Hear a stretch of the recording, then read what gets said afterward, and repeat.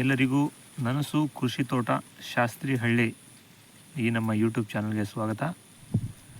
ವೀಕ್ಷಕರೇ, ಇಲ್ಲಿ ನೋಡ್ತಾ ಇರ್ಬೋದು ಈ ಚಿತ್ರದಲ್ಲಿ ನೀವು ನಮ್ಮ ಬೇಲಿ ಪಕ್ಕದಲ್ಲಿ ನೋಡಿ, ಬೇಲಿ ಇದು ನಮ್ಮ ನನಸು ಕೃಷಿ ತೋಟ. ಈ ತೋಟದ ಬೇಲಿ ಇದು. ಇದರಲ್ಲಿ ನಿಮಗೆ ನುಗ್ಗೆ ಗಿಡ, ಮಹಾಗನಿ, ಅಗಸೆ ಇದು ಸೈಡ್ ಬಾರ್ಡ್ರಲ್ಲಿ ಕಾಣಿಸುತ್ತೆ.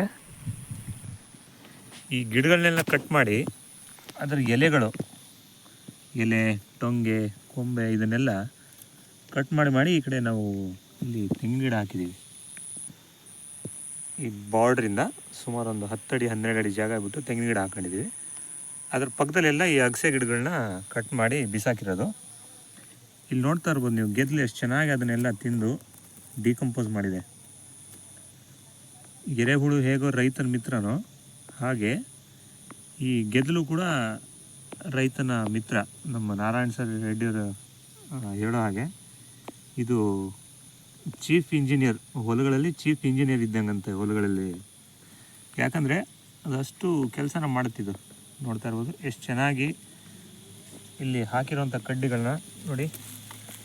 ಈ ಕಡ್ಡಿಗಳು ಸುಮಾರು ಹೆಬ್ಬೆಟ್ಟು ಗಾತ್ರ ಇದೆ. ಈ ಕಡ್ಡಿ ಇದನ್ನು ಯಾವ ರೀತಿ ತಿಂತಾಯಿದೆ ನೋಡಿ, ತಿಂದೆಲ್ಲ ಮಣ್ಣು ಮಾಡ್ತಾಯಿದೆ. ಈ ರೀತಿ ಗೆದ್ದಲುಗಳು ರೈತನ ಹೊಲಗಳಲ್ಲಿ ಈ ಥರ ಮಾಡೋದ್ರಿಂದ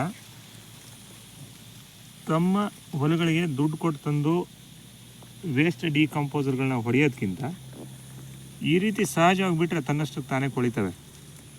ನೋಡ್ತಾ ಇರ್ಬೋದಲ್ಲ ಎಷ್ಟು ಅದ್ಭುತವಾಗಿ ತಿಂದಿದ್ದು ಇದನ್ನೆಲ್ಲ. ಈ ರೀತಿ ಮಾಡೋದ್ರಿಂದ ರೈತರಿಗೆ ಖರ್ಚು ಕಮ್ಮಿ ಆಗುತ್ತೆ. ಮತ್ತು ಈ ಥರ ಎಲ್ಲ ಹೊಲಗಳಲ್ಲಿ ಇದೇ ಥರ ಗೆದ್ದಲುಗಳು ತಿಂದಿರಲ್ಲ ನೋಡಿ.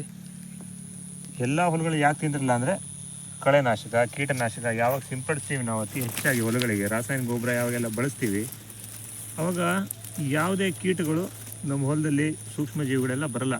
ಮೊದಲೆಲ್ಲ ಹೊಲ ಗದ್ದೆ ತೋಟಗಳಲ್ಲೆಲ್ಲ ಒಂದೊಂದು ಸಣ್ಣ ಹುಳ ಬರ್ತಿತ್ತು. ಅದು ಗೊಬ್ಬರದ ಉಂಡೆಗಳನ್ನೆಲ್ಲ ಒಂಥರ ಉಂಡೆ ಮಾಡಿ ಅದು ತೊಗೊಂಡೋಗಿ ಭೂಮಿಲಿ ಶೇಖರಣೆ ಮಾಡಿ ಇಡ್ತಿತ್ತು.